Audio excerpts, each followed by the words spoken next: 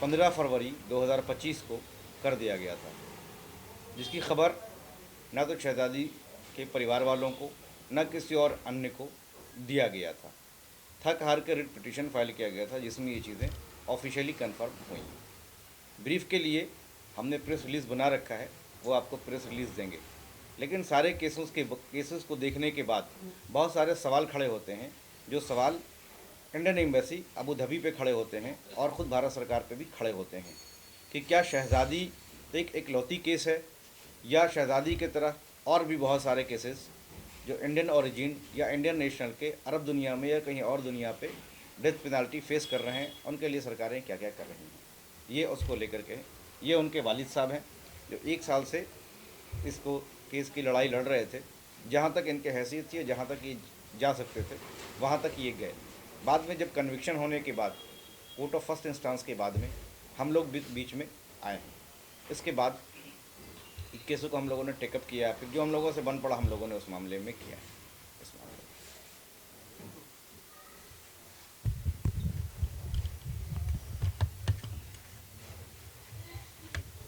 और इसका ब्रीफ ये है कि ये यहाँ से 2021 को ये गई थी। 7 दिसंबर 2022 को जिस बच्चे के बारे में ये बार बार कहा जा रहा है कि उसकी हत्या के आरोप में हुई हैं, उस बच्चे, अब हमारा ये क्लेम है कि उस बच्चे की वैक्सीनेशन से डेथ हुई है।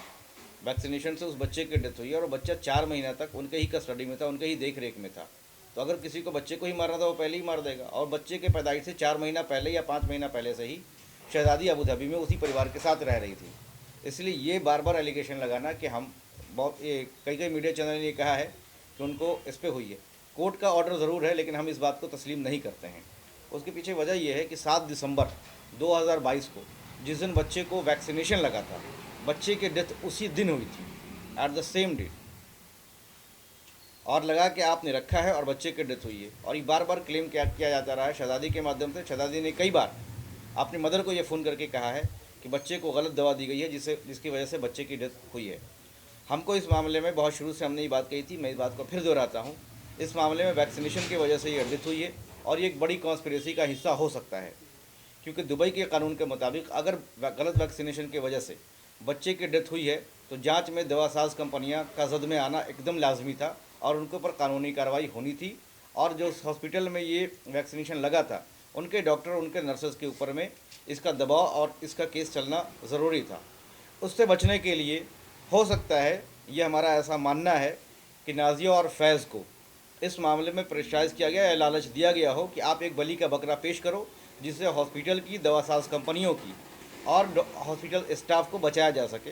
जिसके बुनियाद पर टॉर्चर करने के बाद इनसे एक कन्फेशनल वीडियो लिया गया है और उसके बुनियाद पर सज़ा दी गई है। हमारा उसके बाद इंडियन एम्बेसी से ये कहना है कि लीगल असिस्टेंस हमें सही तरीके से प्रोवाइड वहाँ नहीं की गई। जिस दिन ऐसा मुमकिन नहीं है कि जब किसी को ऑफिशियली जब अरेस्ट किया जाएगा दुबई में और इंडियन एम्बेसी को इन्फॉर्म नहीं किया जाएगा। ऑफिशियली 10 तारीख को इनको पुलिस के अबू धाबी पुलिस के हैंडओवर में किया जाता है, लेकिन कोई भी कम्युनिकेशन पेरेंट्स को या किसी को एम्बेसी के माध्यम से या गवर्नमेंट के माध्यम से नहीं दिया जाता है। उसके बाद केस का ट्रायल चलता है। गवर्नमेंट का ये कहना है कि हमने वकील प्रोवाइड किया था, लेकिन हमारे पास उसकी ऑडियो रिकॉर्ड है शहज़ादी के, कि फिर शहज़ादी ने ये बात कही है कि जो लॉयर हमें प्रोवाइड कराया गया था at the court of first instance, जिसको इंडियन एम्बेसी कहती है कि हमने अपने मुताबिक लीगल असिस्टेंस प्रोवाइड किया था, उसी वकील ने बार बार ये दबाव बनाया है कि आप इसको कोर्ट के अंदर में कन्फेस कर लीजिए कि आपने बच्चे को मारा है। शहज़ादी ने मना कर दिया कि नहीं, हम इस बात को कन्फेस नहीं करेंगे। उसके बाद एक पूरी ट्रायल होती है, ट्रायल के बाद में हमें कन्विक्शन होता है। सितंबर में जब हमें मालूम चलता है कि इसका कन्विक्शन हो गया है, तो उसके बाद हम लोग इसकी अपील करते हैं। अब्दुल करीम अल ईद नाम के एक वकील साहब हैं वहाँ अबू धाबी में, उनको हम लोगों ने अपने कनेक्शन के माध्यम से उनको हायर किया और उनसे रिक्वेस्ट की कि आप इस केस को लड़ें। उन्होंने इस केस को तब लिया था। बाद में बहस हुई, अपील में ये केस कंक्लूसिव नहीं था, जिसके बाद वहाँ हलफ की एक चीज़ होती है जिसको कसम कहते हैं।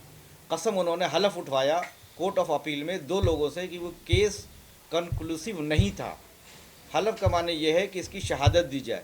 तो जो फैमिली मेम्बर जो मरे हैं, वहाँ से 2 मेल मेम्बर को बुलाया गया कि आप इस मामले में हलफ दीजिए।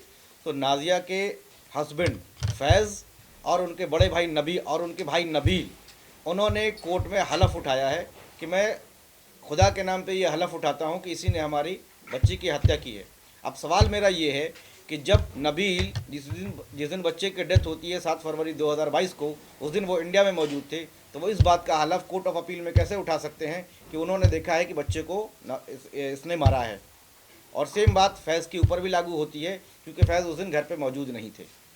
अब हमारी एम्बेसी से ये अपील है कि हमें पूरा डोजियर, ऑफिशियल तौर पे हमारे पास कुछ डोजियर है, लेकिन ऑफिशियल तौर पे आप पूरा केस का डोजियर आप मुझे दीजिए। उसके बाद उसको पढ़ने के बाद हम आपको फिर एक बार अवगत कराएंगे इसमें कि इसमें क्या क्या लूप होल्स हैं। ये पूरा केस एक सर्कमस्टेंशियल एविडेंस और एक झूठ की बुनियाद पे है, जिसमें मैंने पहले भी कहा था और मैं फिर कह रहा हूँ, this is a plain extra judicial killing in the guise of judicial process in Abu Dhabi court. मैं फिर इस बात को दोहरा रहा हूँ कि this is plain judicial killing, plain non judicial killing in the guise of judicial process. हमारे वकील ने कोर्ट में ये बात कही थी कि जो आदमी हलफ उठाने का मुकल्लफ नहीं है, जिसको अथॉरिटी नहीं है, जो कसम नहीं उठा सकता है, आप उसे कसम ले रहे हैं और उसी के बुनियाद पे फिर हमें डेथ अवार्ड किया जा रहा है। ये मैं कहना चाहता हूँ। उसके बाद अब सवाल ये होता है कि हमने मर्सी अपील के बारे में मेल लिखा है और कितनी मरतबा मिनिस्ट्री ऑफ एक्सटर्नल अफेयर्स को और ministry of prime minister office को हमने बाकायदा लेटर लिखा है कि हमें हमारी मर्सी पिटीशन वहाँ लगाई जाए। हमने मर्सी पिटीशन बनवा करके भी भिजवाया है दुबई में। इंडियन एम्बेसी का ये कहना है कि हमने मर्सी पिटीशन लगाया है। हमारा ये मानना है कि हमारी मर्सी पिटीशन नहीं लगाई गई है।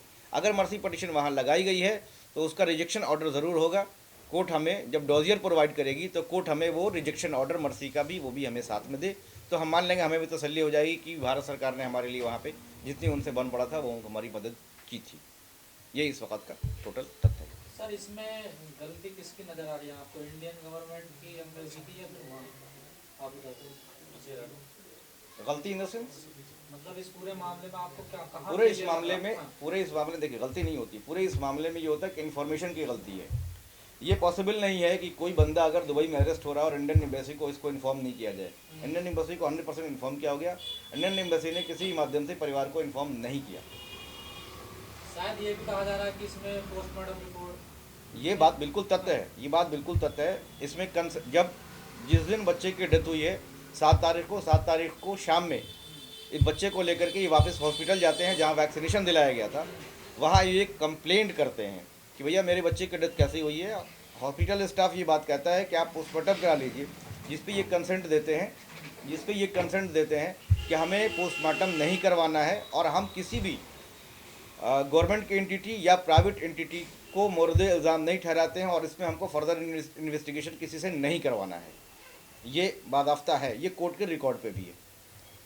लेकिन उनके वालिद से जानना चाहेंगे, मतलब अभी तो सब कुछ हो चुका है मामला पूरा, तो आप कैसे देखते हैं चीज़ को? आपको क्या लगता है गलती किसकी है? आप क्या अपनी नजरिया, आपने तो वकील साहब ने अपनी बात बताई, जो चीज़ें हैं फैक्ट बताया उन्होंने, आप कैसे देखते हैं चीज़ को? ये है कि अब लड़की मुझसे रोज़ बात करती थी जेल से, और जब जेल में थी और तो उन्होंने गलत फंसाया। जब लड़के की मौत हुई, जब मिट्टी दे के आए तो मेरी लड़की ने वीडियो कॉल कराई कि फैज़ भाई को समझा दीजिए, बहुत रो रहे हैं। तो फैज़ की मतलब जबान उसकी, मतलब अपनी जबान से कह रहा हूँ उनकी बात, तो उन्होंने कहा था कि हाँ अपने समझाया, जैसे तरीका है थोड़ा कि सब्र करिए बेटा, ये ऐसा तो हो गया। तो उन्होंने ये कहा कि सयादी को समझाइए, वो तो 3 दिन से उसने तो पानी नहीं पिया, हमने पैदा किया, उसने खिलाया। जब मैं कभी ड्यूटी से आया करता था, इसकी गोद में हुआ करता था, तो मैं लेने की कोशिश करता था, तो मेरी गोद में नहीं आया करता था। और उसको समझाइए तुम, आप बेटा खाना पी करिए, वो अपना खुद वो भी खाने लगेगी।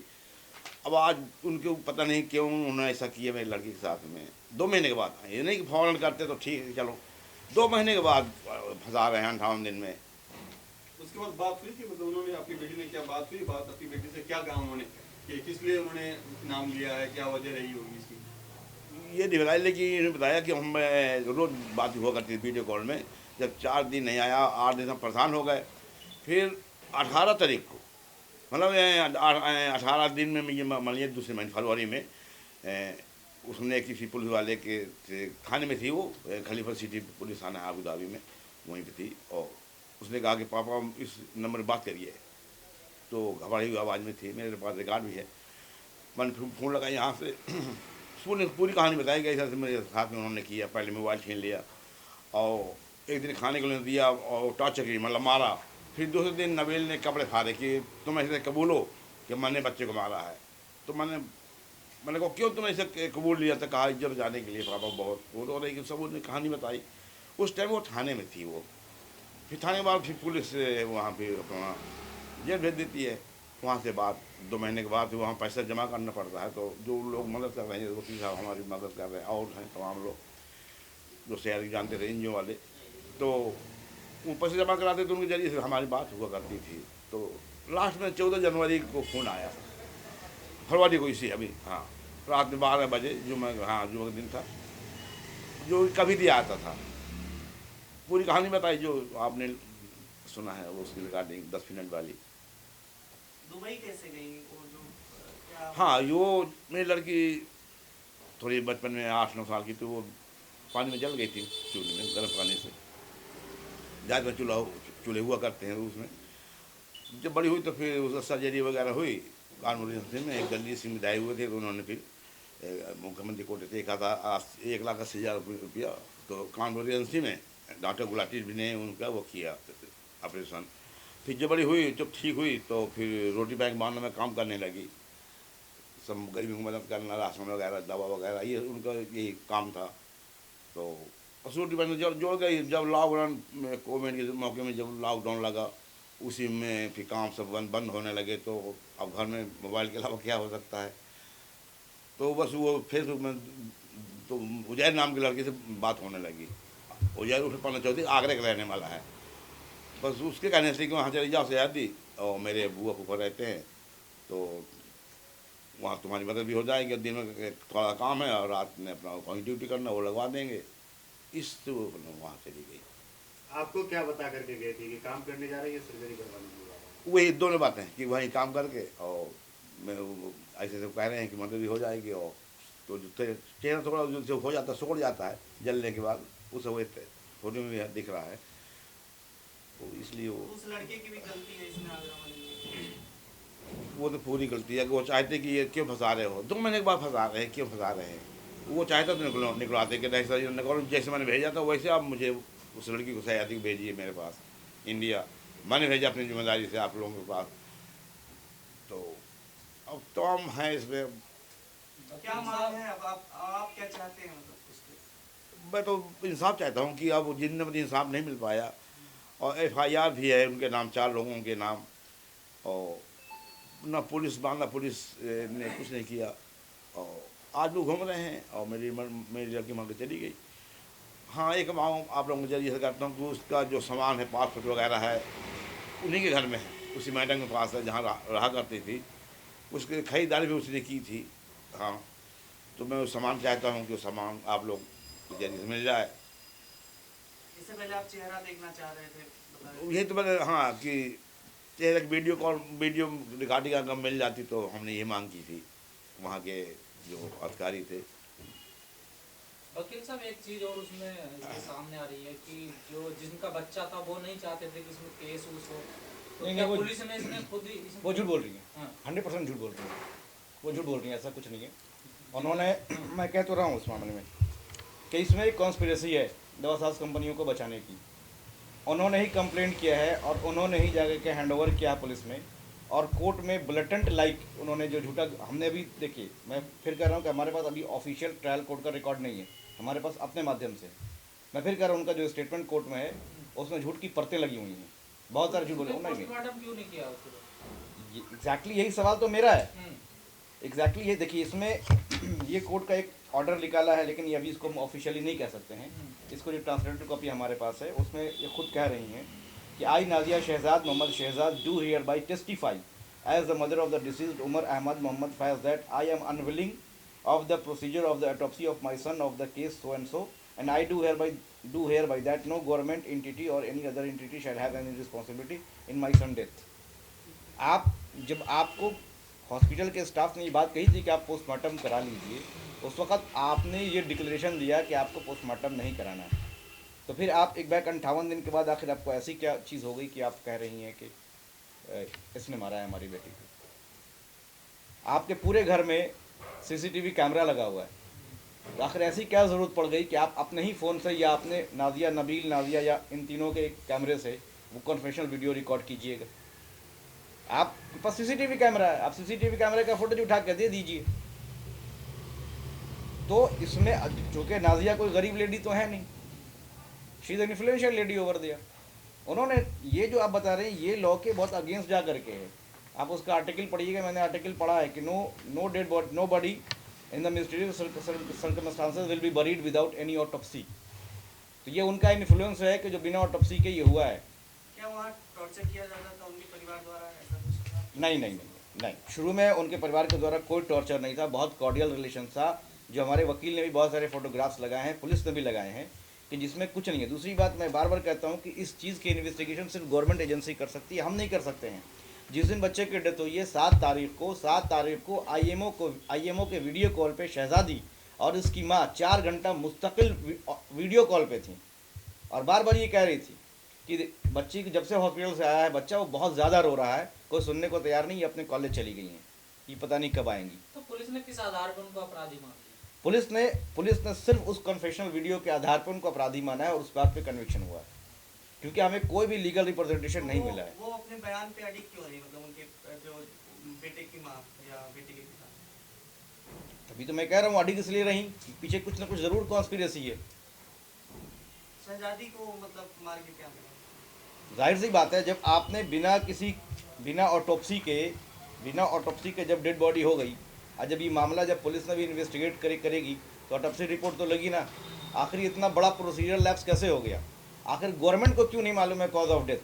तो बात तो गवर्नमेंट पे उठेगी ना। तो बचने के लिए किसी को तो आप बलि का बकरा बनाइएगा ना। तो आप इसलिए अडिग रही कि आपको बलि का बकरा एक को बनाना था, वो आपने हमें बलि का बकरा बनाया। फांसी देते टाइम भी नहीं बताया, मतलब उनकी डेथ हुई। देखिए, मेरा प्रेस ब्रीफ है, उसमें बहुत सारे सवाल है, वो मैं आपसे बताऊंगा। चोरी का भी आरोप है। और एक बात, कई बार ऐसा है चोरी का आरोप लगा देती है कि चोरी करती है। जो लड़की शहजादी बचपन से सोशल वर्कर है, दुनिया भर के लोग उसके कांटेक्ट और टच में थे। उसको अकाउंट में उसके काफ़ी पैसे भेजे जाते थे, जिससे वो बांदा और बांदा के आसपास ज़िलों में लोगों की मदद किया करती थी। उसके बहुत सारी फ़ैन फॉलोइंग है, ये हवा में तो नहीं हो गई। और वो फिर फैमिली कहती है 5,000 रुपये और 10,000 रुपये आप चोरी कर रहे हैं। ये दूसरी बात, एक और बड़ी इंपॉर्टेंट बात है जो मैं आपको बता रहा हूँ इसके बारे में। जब वो जेल में थी, जेल के अंदर होने के बावजूद उसने 12 से 15 लड़कियों की मदद की है वहाँ पे। कुछ लड़कियाँ उज़्बेकिस्तान की हैं, कुछ नेपाल की हैं, कुछ और कंट्री की हैं, कुछ बांग्लादेश की हैं। जो जेल में रहने जिनको पैसे नहीं था उनको इसने यहाँ फ़ोन किया, फिर दूसरे माध्यम से इंडिया फ़ोन आया, फिर हम लोगों ने उसकी मदद करवाई है। और उसकी और जो लड़कियाँ छूट के दुबई या अबू धाबी से अपने कंट्री गई हैं, वहाँ से उन्होंने इनके फादर के पे कॉल किया है कि हमें शहजादी ने पैसे दिए तब हम आए हैं। ये उसका नेचर है। हमारा कुछ सवाल है जो हम इंडियन एम्बेसी से करना चाहते हैं। पहला सवाल ये है कि what legal assistance is the Indian embassy in Abu Dhabi provided at the court of first instance. पहला सवाल ये कि आपने क्या प्रोवाइड किया। Who was the assigned legal representative, कौन लीगल रिप्रेजेंटेटिव हमारी वकील थी वहाँ पे। How many court appearance did this representative make during the trial के दौरान में इन्होंने कितनी बार अपीयर हुई हैं हमारे केस में। हमारा कहना है कि she has appeared once. What was their demonstrated experience practice before the court of first instance? उनका एक्सपीरियंस क्या था। दूसरा डिमांड ये है कि was she arrested by Abu Dhabi authorities without the Indian embassy in Abu Dhabi being informed? क्या वो Indian embassy के बिना इन्फॉर्मेशन को उनको अरेस्ट किया गया था। तीसरा सवाल ये है कि had she been consulted by lawyer for the preparation of case at any point of time. जो लॉयर दिया गया था, क्या लॉयर उनसे कभी मिला जेल में जाकर के केस की प्रिपरेशन के लिए, जो इंडियन एम्बेसी ने जो दिया था।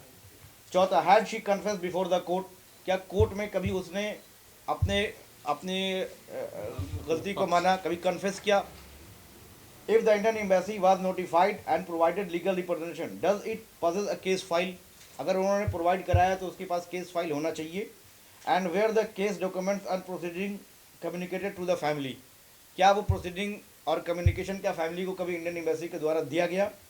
तीसरा, had the embassy provided the legal assistant at the stage of appeal, क्या अपील के टाइम पे उन्होंने कोई असिस्टेंस इंडियन एम्बेसी ने दिया। ये सवाल है, इस सवाल पे विचार और विमर्श का की ज़रूरत है। If the Indian embassy in Abu Dhabi had knowledge of the case from the outset, what form of conciliation meeting if any were conducted और communicated to the victim family. ये एक मैकेनिज्म एम्बेसीज में होना चाहिए जहाँ Indian families का आपस का डिस्प्यूट हो। Did the Indian embassy forward a mercy petition और application to the government of Abu Dhabi? If so, is there a rejection order for the mercy petition और एप्लीकेशन? ये भी एक सवाल है। According to Abu Dhabi's regulation, is it possible for a convicted individual to be executed without their embassy being informed or notified? क्या ये possible है कि किसी को एग्जीक्यूट किया जा रहा है और इंडियन एम्बेसी को उसी कंट्री के नोटिफाई नहीं किया जाएगा? Was the Indian embassy in Abu Dhabi notified prior to execution or was the execution carried out without informing or notifying the Indian embassy? ये एक सवाल है जो पूछने का विषय है। Was any official from Indian embassy at the time of execution? Was she executed without the presence of Indian embassy Abu Dhabi? When and on what date Indian embassy got notification of the execution? ये भी सवाल है कि आपको कब notification मिला कि उसको एग्जीक्यूट किया जाएगा। Had the Indian embassy inquired the reason? When had the Indian embassy inquired the reason for this delay of communication? As per Islamic law, एक और नई बात अभी बता रहे हैं हम आपको। As per Islamic law, जब किसी की मौत हो जाती है तो एज सुन एज पॉसिबल उसकी बॉडी को दफन किया जाता है। यहाँ एग्जीक्यूशन होता है 15 तारीख को और किस वजह से डेड बॉडी को भी 5 मार्च तक रोक के रखा जाता है जिसकी बरियल आज होती है। इस डिले की वजह क्या है as per Islamic rule and rituals? जहाँ आप हमें वीडियोग्राफी नहीं दे सकते हैं, हमें फोटोग्राफी नहीं दे सकते हैं, आखिर वहाँ गैर इस्लामिक तरीके से आप 20 दिन तक हमारी बॉडी को दफन क्यों नहीं करते हैं? इसके पीछे क्या कारण है? What was the reason of this 20-day delay in burial of Shahzadi Khan, and what official reason was assigned by the UAE government to the Indian embassy? ये इंडियन एम्बेसी को हमें बताना चाहिए। और दूसरी बात ये है कि जब इंडियन एम्बेसी ये कहती है कि हमने at the first court of first instance में हमने लीगल असिस्टेंस प्रोवाइड कर दिया था, तो क्या ये पॉसिबल है कि जब आपका एग्जीक्यूशन हो रहा हो आपके कंट्री के किसी सिटीजन का और आपको इन्फॉर्म नहीं किया जाए और आपको नोटिफाई नहीं किया जाए? अगर आपको नोटिफिकेशन और इन्फॉर्मेशन थी 16 तारीख को नोटिफिकेशन थी, तो आखिर क्या वजह रही कि आपने फैमिली को बताना मुनासिब नहीं समझा कि आज की डेट में आपका एग्जीक्यूशन है? और ये पॉसिबल नहीं है कि एग्जीक्यूशन से पहले इंडियन एम्बेसी को नोटिफाई नहीं किया जाएगा। ये एक बड़ा मूट सवाल है। क्या दुबई में ऐसा रूल है कि बिना इंडियन एम्बेसी को नोटिफाई किए हुए कन्विक्ट कर देंगे? भाई हमारे यहाँ तो ऐसा रूल नहीं है। ये सवाल है सुप्रीम कोर्ट के माध्यम से? नहीं, ये सवाल हम पूछ रहे हैं, इनकी फैमिली की तरफ से ही पूछ रहे हैं हम लोग। ये सवाल है जो हम इंडियन एम्बेसी से हमको चाहिए। दूसरी अब हमारी डिमांड है। हमारी डिमांड ये है कि provide the complete judicial record of the case officially by the Indian embassy Abu Dhabi including and specifically the order of rejection of mercy petition. हमें वो पूरा डॉजियर दिया जाए जो FIR कंप्लेंट से लेकर के जो रिजेक्शन ऑफ मर्सी पिटिशन तक है, वो डोजियर हमें प्रोवाइड कराया जाए। दूसरा, जो भी बिलोंगिंग शहजादी खान का है उसका पासपोर्ट, उसका फ़ोटोग्राफ्स, उसके कपड़े, उसका मोबाइल फ़ोन, उसकी और दीगर चीज़ें, वो हमें हैंड ओवर किया जाए प्रॉपर चैनल पर। दूसरी हमें एक चीज़ ये है कि भारत सरकार अपने लिए कम से कम एक रूल बनाए कि जब किसी इंडिया के बाहर डेथ होती है तो बिना पोस्टमार्टम के बॉडी को रिसीव नहीं किया जाए और उसको बरी नहीं करने दिया जाए। ये हमारी इंडियन सरकार से मांग है कि वो अपने देश के नागरिकों की सुरक्षा के लिए ये मांग बनाए। दूसरी चीज़, चौथा हमारी डिमांड ये है कि जो FIR ऑलरेडी बांदा में हो रखी है उसकी प्रॉपर CBI इंक्वायरी कराई जाए कि आखिर किस माध्यम से, किस बुनियाद पे, किस ट्रैफिकिंग के बुनियाद पे और क्या एलियोरमेंट दे करके इस शहजादी को भेजा गया था और उसके पीछे क्या कारण थे। दूसरा, जो एक हमारी बच्ची तो चली गई, शहजादी तो चली गई, अब ये है कि दो डिमांड है सारे भारत देशवासियों के लिए। मैं फिर भी कहता हूँ, इंडिया के 4 करोड़ लोग पूरे दुनिया में रहते हैं, 4 करोड़ लोग। किसी के साथ भी कहीं पर भी कोई भी हादसा हो सकता है, जिसमें लगभग 1.5 से 2 करोड़ लोग गल्फ़ और मिडल ईस्ट की कंट्री में रहते हैं, भारत के लोग, जो वहाँ मजदूरी या वाइट कॉलर जॉब करते हैं। तो हमारी सरकार से 2 डिमांड है। पहली बात तो ये है कि एक ऐसा प्रॉपर वेल ऑयल्ड एक ऐसा मैकेनिज्म डेवलप कीजिए जो इंडियन लोगों को, अगर वहाँ उनको लीगल असिस्टेंस या असिस्टेंस की ज़रूरत होती है तो वो प्रोवाइड कराया जाए। और तीसरा ये है जो कई कई केस देखने के बाद ये आया है, और ये डिमांड इनकी तरफ से है कि जब भी कोई भारत का नागरिक, चाहे वो नेचुरल डेथ में या अननेचुरल डेथ में या एग्जीक्यूशन में, अगर भारत के बाहर मारा जाता है तो भारत सरकार उसको अपने पैसे से भारत सरकार वापस लाए, ताकि उसका बरियल उसके अपने परिवार के बीच में हो सके।